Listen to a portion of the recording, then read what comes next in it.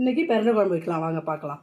பிரண்டையை clean பண்ணி சுத்தம் பண்ணி வச்சுக்கணும். அதுக்கு தேவையான பொருட்கள் வந்து எடுத்து வச்சுக்கணும். புளிக்கரைசல் ரெடி பண்ணி அதுக்கு வந்து மஞ்சத்தூள், உப்பு, மிளகாய்த்தூள் காரத்துக்கு ஏற்ற போட்டு வச்சுக்கிங்க. இப்போ வந்து நம்ம என்னென்ன போட்டு அரைக்க போகிறோம்னா,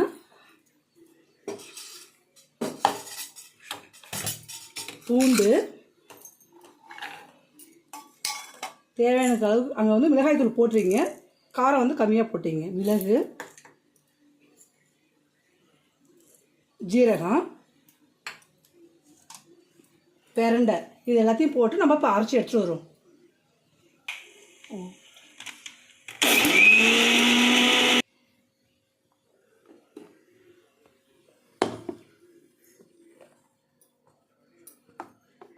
இப்போ நம்ம புளி கரைசல் ரெடி பண்ணி வச்சுருக்கதையும் அரைச்சிருக்க பிரண்டை, பூண்டு, மிளகு, சீரகம் எல்லாத்தையும் ஒன்றா மிக்ஸ் பண்ணி தாளிக்க வேண்டியதான்.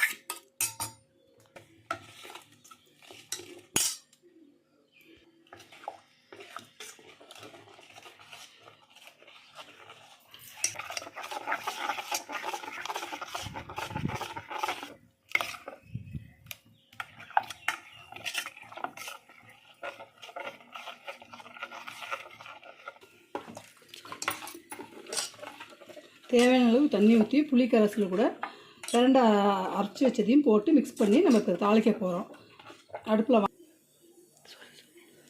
அடுப்பு தாளிக்க போகிறோம். இப்போ தேவையான அளவுக்கு எண்ணெய் மட்டும் ஊற்றிக்கிட்டோம்.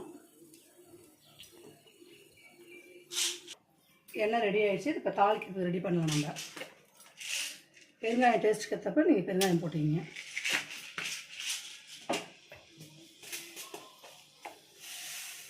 பெருங்காயம் நல்லா பொரிஞ்சு வந்துடுது. வெந்தயம்,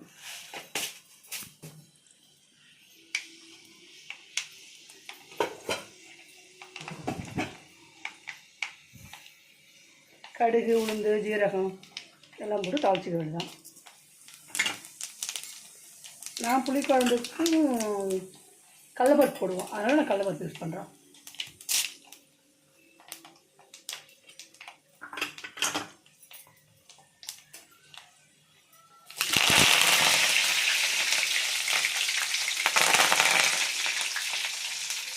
பூண்டு, வெங்காயம் எல்லாம் போட்டு வதக்கிக்கணும்.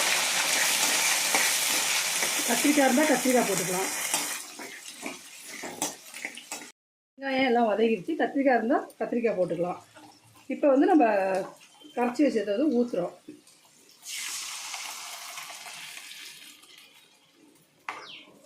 நல்லா கொதித்து குழம்பு வந்து எண்ணெய் பிரிஞ்சு வரணும். அந்த சமயத்தில் இறக்கிட்டு லைட்டாக விருப்பம் இருந்தால் வெல்லம் சேர்த்துக்கலாம். டேஸ்ட்டு நல்லாயிருக்கும். குழம்பு ரெடி ஆகிடுச்சு.